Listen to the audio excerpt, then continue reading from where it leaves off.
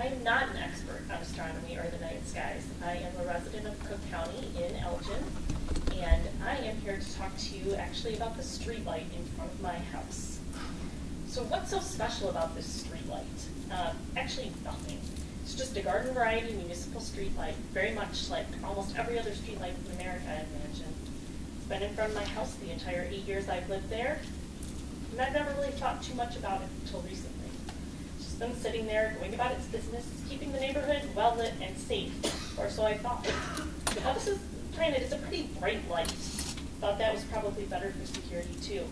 I mean, it shines directly into my bedroom, so in the summer it's really hard to sleep with the curtains and windows open. It's very bright, right in my eyes. Even with the curtains closed, you can still see it. Now, a few years ago, my husband renewed his interest in astronomy. And as part of that, he started learning about light pollution. It's actually featured today in the Elgin Courier News with a story about urban lights and about this ordinance that we're discussing today. If anyone has a chance to look at that.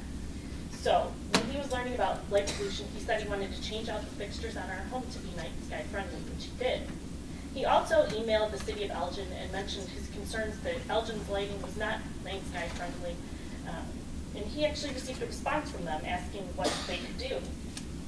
And I was surprised that a few days later, we came home and that bright street light in front of my house had a shield over it. It's just a small metal shield.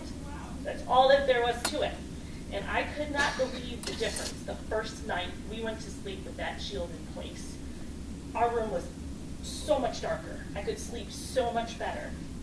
And the light, if you're outside on the street, it makes no difference. You can see exactly the same amount as you could before, probably more.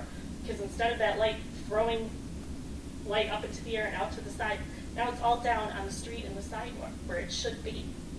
The sleep I've gotten has just been so much better since then, and I imagine anybody that lives near a forest preserve or areas that will be affected by this ordinance will experience the same benefits, getting rid of that light trespass.